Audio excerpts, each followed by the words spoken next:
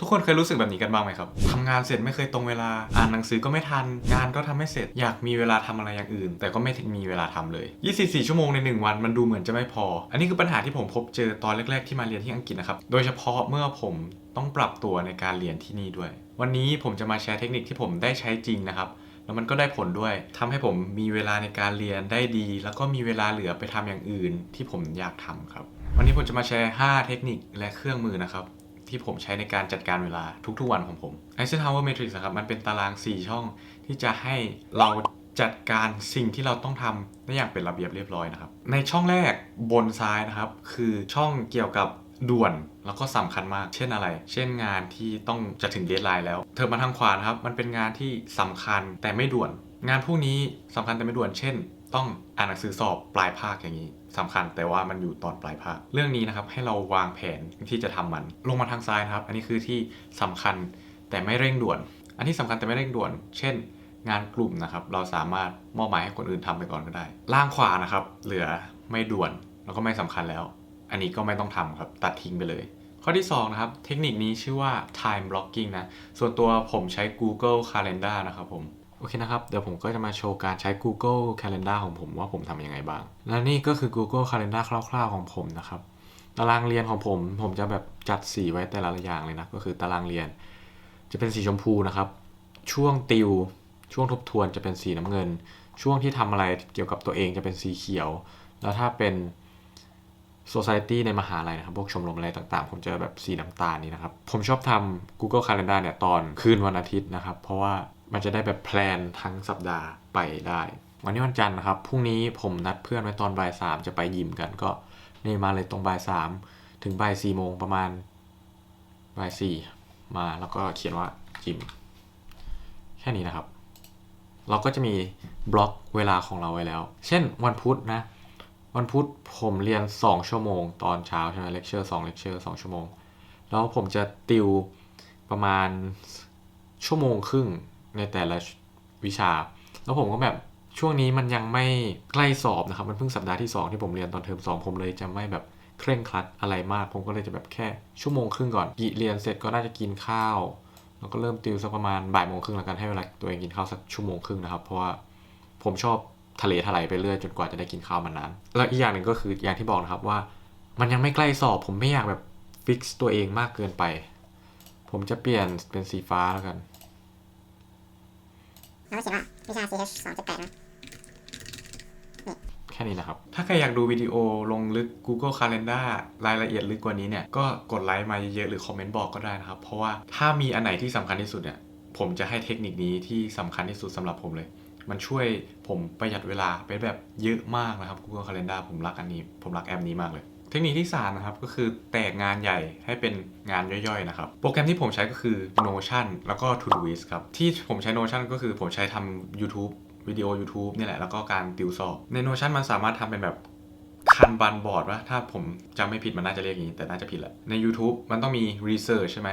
แล้วเวลา Research เสร็จก็มาเขียนสคริปต์เสร็จก็ต้องถ่ายเสร็จก็ต้องตัดต่ออะไรประมาณนี้นะครับคือมันเป็นทีละสเต็ปไปคือต้องแบ่งงานแบบนี้ใช่ไหมแล้วใน Notion มันแบบทำเลื่อนมาได้โอเคทำอันนี้เสร็จเลื่อนมาเรื่อยๆนะครับแต่ว่าถ้ามันเป็นเขียนแบบพวกรายงานอะไรอย่างเงี้ยรายงานก่อนอื่นเลยเราก็ต้อง Research อยู่ดีใช่ไหมแต่ว่า Research เสร็จแล้วเราจะไปเขียนอะไรก็ได้เราจะแบบไปสรุปเลยก็ได้นะครับจริงๆแล้วผมชอบเขียนสรุปตั้งแต่แรกนะครับหรือว่าแบบจะเขียนจากต้นจนจบแบบค่อยๆเป็นค่อยๆไปหรือว่าจะแบบเขียนส่วนนี้ก่อนส่วนนี้ก่อนเพราะมันมีหลายส่วนใช่ไหมล่ะก็ผมใช้ Todoist ในการทำแบบนั้นนะครับการทำแบบนี้มันจะได้ทำให้เราเห็นว่าโอ้อันนี้มันแบบทำแป๊บเดียวเองอันนี้คือจากงานที่ต้องทำเป็นเดือนใช่ไหมโอเคงานนี้ทำ3 วันเสร็จงานนี้ทำ7 วันเสร็จอะไรประมาณนี้นะครับเราจะได้แบบค่อยๆทำไปเรื่อยๆนะมันจะได้แบบไม่รู้สึกว่าโอ้โหงานอะไรก็ไม่รู้จะเริ่มตรงไหนอะไรอย่างเงี้ยข้อที่4นะครับก็คือทุกคนต้องตัดสิ่งรบกวนเวลาจะทำอะไรสักอย่างนะเช่นโหมดพระจันทร์ใน iOS ใช่ไหมหรือว่าแบบ Do Not Disturb ใน Android อะไรอย่างนี้นะครับผมเนี่ยเปิดโหมดที่ผมสร้างขึ้นมาเองเป็นโหมด Study นะครับตอนเช้าจนถึง3 ทุ่มก็คือช่วงที่ผมจะแบบจะเรียนอะไรอย่างเงี้ยใน iOS ใช่ไหมมันก็แบบเปิดเลือกได้ว่าจะให้ notification มันมาจากแอปอะไรบ้างนะผมก็เลือกให้เป็นแบบมาจากอีเมลได้มาจากแอปมหาลัยได้เวลาเราโฟกัสอะไรได้นานๆเนี่ยเหมือนมีโมเมนตัมอะถ้าใครอยากได้แอปสำหรับอันนี้นะครับแอปที่ผม เคยลองใช้อยู่แต่ก็ไม่ได้ใช้บ่อยชื่อว่า Forest นะ Forest เนี่ยมันแบบเวลาเรากดจับเวลาใช่ไหมมันจะปลูกต้นไม้ได้ถ้ายิ่งโฟกัสนานเท่าไหร่ต้นไม้ก็จะยิ่งเยอะใช่ไหมข้อที่5นะครับอันนี้คือ 2 in 1เลย Pomodoro Technique แล้วก็ Batch นะครับ Pomodoro Technique ทุกคนที่ดูคลิปเกี่ยวกับการจัดการเวลาก็คงรู้แล้วนะครับว่า Pomodoro Technique คืออะไรคือการที่เราทำงาน25 นาทีแล้วก็พัก5 นาทีครับเพราะว่าสมองเรามันก็ต้องใช้เวลาพักผ่อนบ้างแต่ว่าถ้าแบบทำนานๆไปเราอาจจะแบบเบลอเกินไปชั่วโมงทำ5 ชั่วโมงอาจจะแบบทำได้แค่ชั่วโมงแรกดีแล้วชั่วโมงอีก4 ชั่วโมง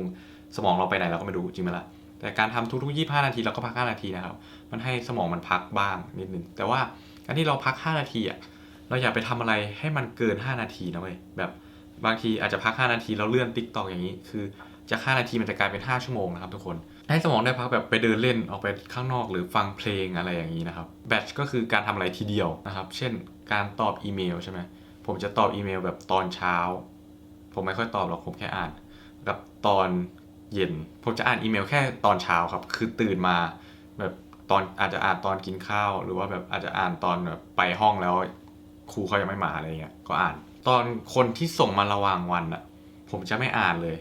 จริงๆผมก็แบบไม่ได้เป็นคนอีเมลเยอะอะไรขนาดนั้นนะครับก็เป็นแค่นักเรียนแต่ว่าสมมติคนที่แบบทำงานลองคิดดูดีว่าโหอีเมลมาทุกวินาทีอย่างเงี้ย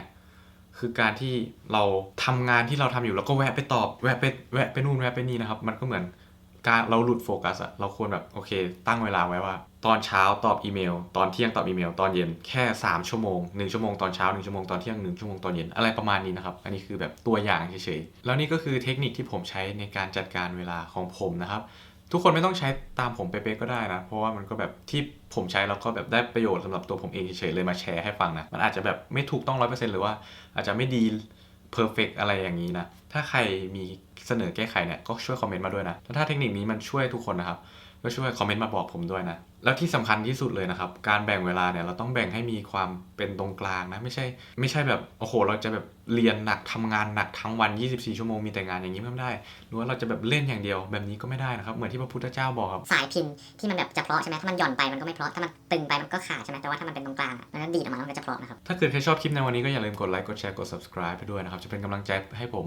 มากเลยแล้วก็จะได้ไม่พลาดคลิปต่อไปด้วยนะครับระหว่างรอดูคลิปต่อไปไปดูคลิปนี้ไหมครับที่ผมเรียนที่มหาลัยที่อังกฤษ1 สัปดาห์